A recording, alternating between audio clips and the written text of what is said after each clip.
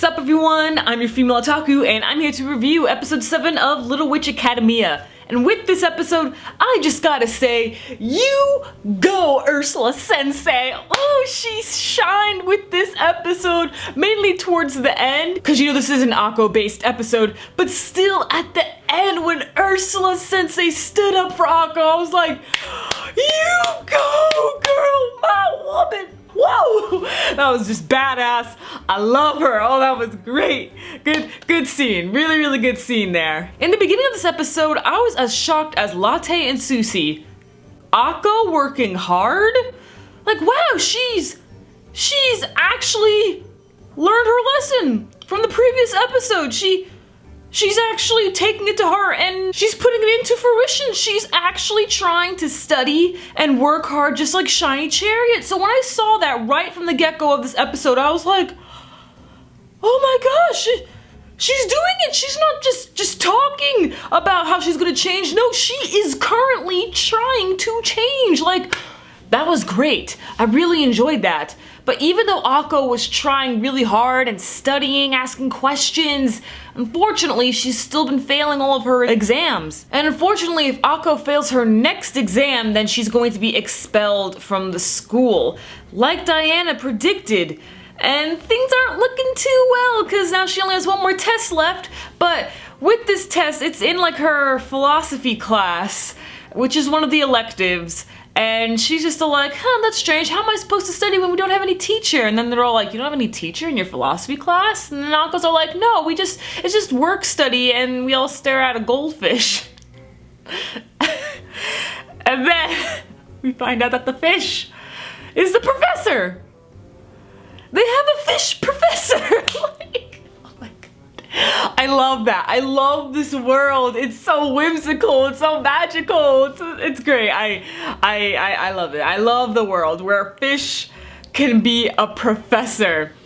And it's best to take this class if you understand fish. And we learned in the beginning of the episode that Akko can't understand, you know, bird or anything. So she can't even understand fish. She can't understand any, you know, animal language. But when she accidentally sends the fish professor down the drain, her and her friends go looking for the professor, try to find her in time for the exam so that Akko can take the exam and hopefully pass.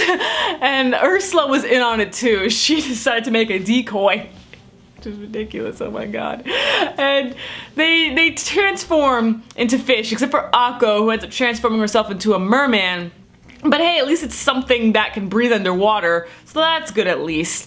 And so they swim along and they find themselves with, they're meeting another fish. And this fish, Akko can actually understand this fish, but that's probably because, you know, she's a merman during that time. So she's able to understand this fish, and this fish is lost. So Akko's just like, okay, we'll help you. So they swim along some more, and then they come across the fish's family. And then, what really shocked me is that Akko used her magic and it worked. I shit you not. She said, open sesame, and the gate opened. The family was freed. What? Oh my gosh, she's actually progressing. I am so happy to see this. It's good. She's progressing at a slow rate, yes, but we're getting there, as Ursula pointed out at the end of the episode. But there was one little fish still trapped in the crate there, so when the basket was lifted up, Akko goes to the fisherman and then she's just like, poaching's bad, don't do it. And then the fisherman's like, okay. That was great. And what do you know? This is a big thing in the news. How a merman was saved the day by calling off all the poachers, and there's no more poaching, and that the fish family was actually very rare. They were going extinct, and I was just like, what is this? So when Akko was about to get expelled, Ursula stood up for her, and that was such an amazing scene when Ursula's just like, she's clearly learning from her failures, and I approve of her. Like, oh, that was great. I'm probably gonna rewatch that scene again. That was just a great moment. Oh man. And yeah, Akko is now safe thanks to her being transformed into a merman. And now that she's a human again, she can speak fish. So she's not fluent, but she's starting to understand the professor. So that's good to hear. That was this episode. A very funny episode and an enjoyable one at that as well. So catch me tomorrow as I review The Promised Neverland. I'm your female otaku. Sayonara.